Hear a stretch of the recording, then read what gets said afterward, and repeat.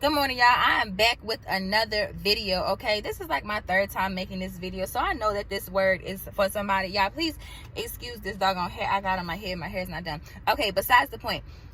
So the message for today is when God when one door closes, another door opens. When one door closes, another door opens. And so there was a situation that happened yesterday where God had led me to my grandmother's house on my dad's side. So some may know, some may not know. I grew up without my dad.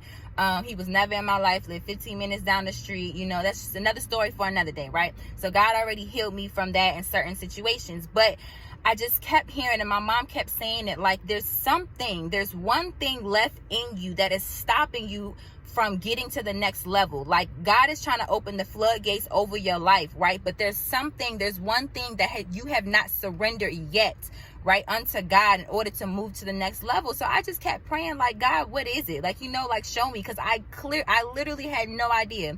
So he was like, go to your dad's house.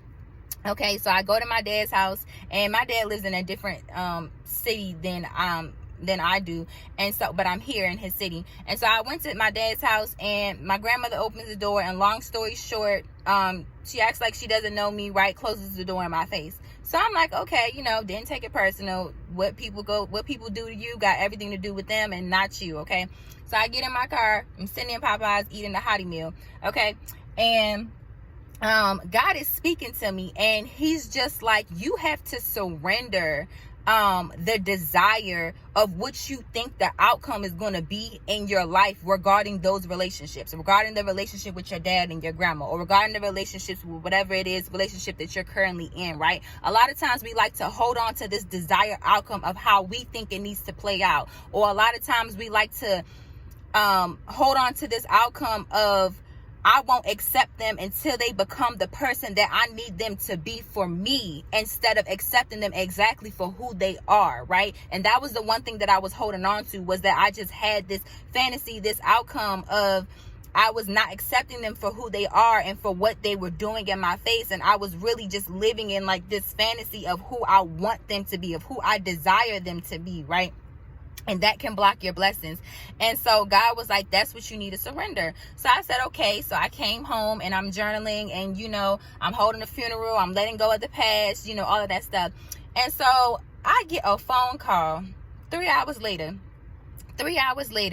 and from another family member, okay, on my mom's side. And she calls me, and she says, asking me what I'm doing, X, Y, and Z, how I am. And I tell her what I'm going through. And literally what I prayed for that morning, she fulfills, right? It doesn't stop there. A couple hours later, 2 hours later, she calls back, right? And it was a double portion. The other thing that I prayed for, boom, taken care of. It was instantly. When God says he wants to do something for you now, he wants to do something for you now. God's not thinking about tomorrow when he's talking to you today. If he's asking you, my child, what can I do for you? What is your request? Make it known to me. Ask me, and I shall fulfill it. If you have the faith to believe, God will move right now in this hour. And that's exactly what he did for me. But it wasn't until I surrendered the things, the outcomes of what it is that I thought was supposed to happen for me, and just let go and let God. And the let go and let God is so cliche, right? But it's so true. Like when you let go, when you cut the umbilical cord, when you cut those ideas and those fantasies of what you think, of how you think your life should be, or of how you think your relationship should be, and just trust God, the blessings come instantly. And my mother said that when I was on the phone with her. She was like, well, as soon as you let go, she was like, that's when God does his best work. That's when God begins showing out in your life, right? And literally he showed out hours later, right? So God is saying, like, when one door closes, another one opens, literally, instantly. And so it made me think of the scripture, Isaiah 61:7, when it says, instead of your shame, you receive double portion.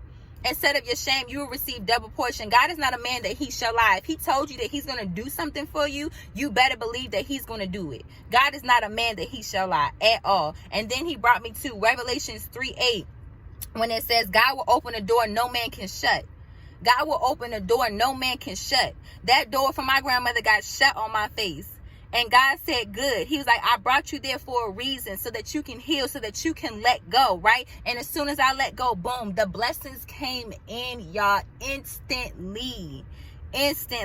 So I don't know who this word is for, but I pray that it encourage you to release whatever it is that God is telling you to release, and surrender whatever it is that God is telling you to surrender. Because I promise you, every single time you surrender and release, God will open a door immediately. It's not even giving next day shipping. It's giving same day shipping. Like, God moves when you move. God moves when you move. Okay. So I pray that this word blesses somebody.